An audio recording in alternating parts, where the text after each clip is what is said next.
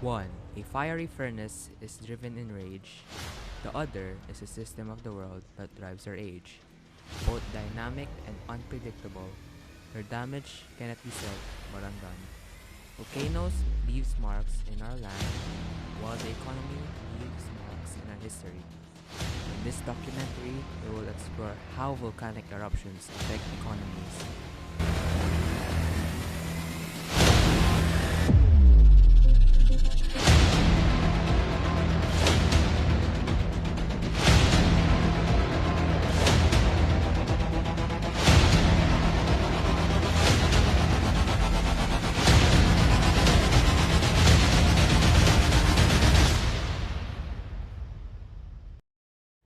In 1991, the eruption of Mount Pinatubo, located in the Philippines, was one of the largest volcanic eruptions of the 20th century, spewing over 5 cubic kilometers of ash and debris into the atmosphere.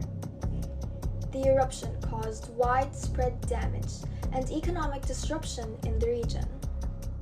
The eruption caused an estimated $10 to $20 billion in damage, including damage to infrastructure, property, and crops.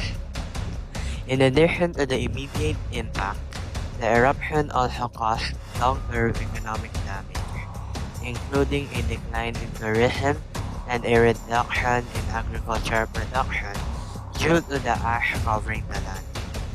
Prior to the eruption, the region around Mount Pinatubo was home to over 30,000 people.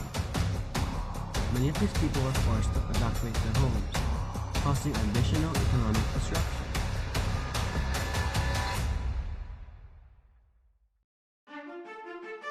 Another example is the Taal volcano in the Philippines, which erupted in 2020, causing widespread damage and economic disruption in the region. The eruption was not as large as the eruption of Mount Pinatubo, but it still has significant impacts. If we have a responsive government, would the economic damages be reduced? It's not just the government that we need to focus. It's also the laws that govern them. The Philippines is one of the countries foremost for disasters. We're currently ranked one of the most devastated countries in terms of disasters. I believe that instead of better, the correct term for me would be different government. One that would be more focused on helping its people. Since, we are an island country, natural disasters will happen a lot. Yes, I think a better government would have known how to handle the economic situation much better, and not just help the people with their lives, but also with their finances. Like what they did with the pandemic, they could have maybe ayuda, diba? Or just some financial help and helping the city of Tagaytay to get back on its feet after the eruption.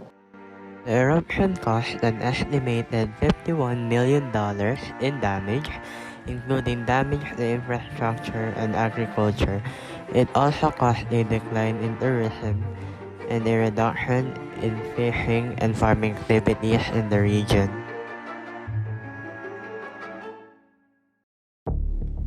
In addition to the direct impacts on the local economy, volcanic eruptions can also have global economic impacts. The eruption of Mount Pinatubo, for example, caused a drop in global temperatures.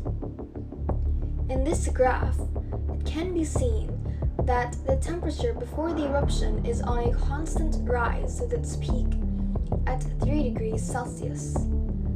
And after the eruption, global climate dropped significantly, with its lowest at -4 degrees Celsius. This is due to the release of sulfur dioxide into the atmosphere. But do volcanic eruptions have a significant impact on our economy? For a long term, it can be good, but for short term ideas, it will be bad.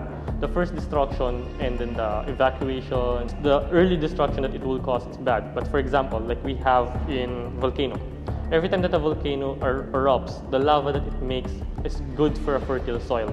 So we can use that, but that would create such a long-term idea. But for now, I think Philippines is not yet ready for that kind of natural disaster. So I will say that it is bad for the country for now. I think they're bad because some people die from these natural disasters. Obviously, they're very bad because, like, in a country that, in a nation that is situated right in the ring of fire, it's inevitable for us to suffer such disasters as volcanic eruptions, and because one, a lot of people die during these disasters, and two, lots of crops can be damaged, lots of businesses can be destroyed because of these disasters. Scientists are working to better understand the economic impacts of volcanic eruptions and to develop strategies to mitigate these impacts. Improved monitoring and warning systems aid to ensure that the people are evacuated in a timely manner, while infrastructure and buildings can be designed to better withstand the effects of volcanic ash and debris.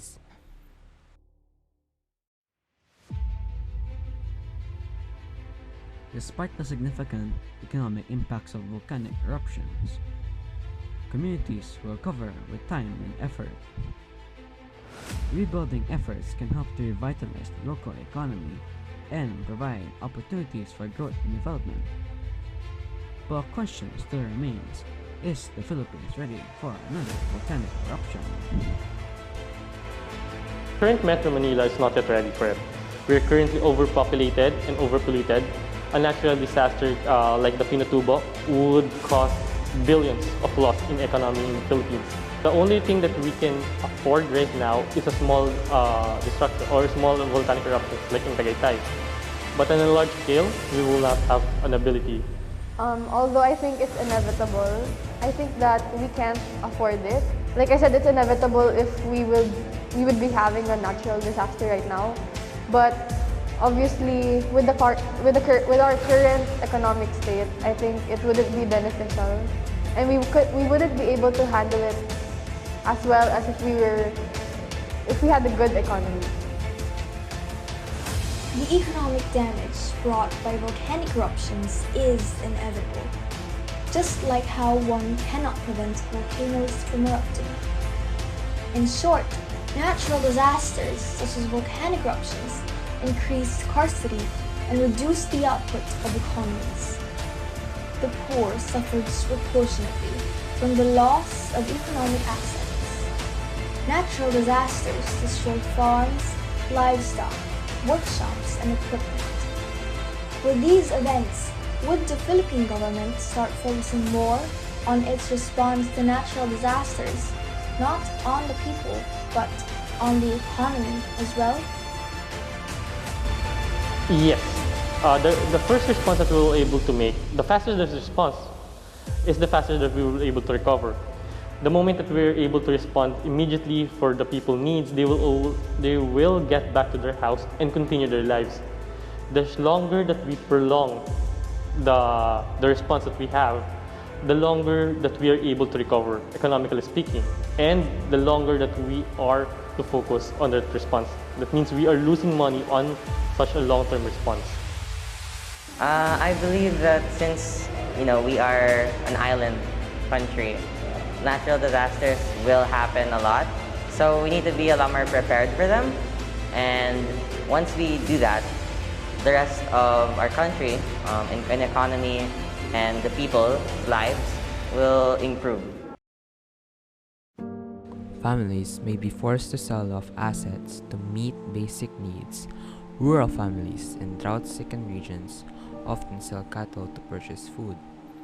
These economic shocks experienced by the poor can have harmful effects that span generations. School enrollment may fall as parents pull children out of school to help boost family income. Even if this is intended to be temporary, it can become permanent. There is no universal blueprint for recovery for individuals, communities, and nations.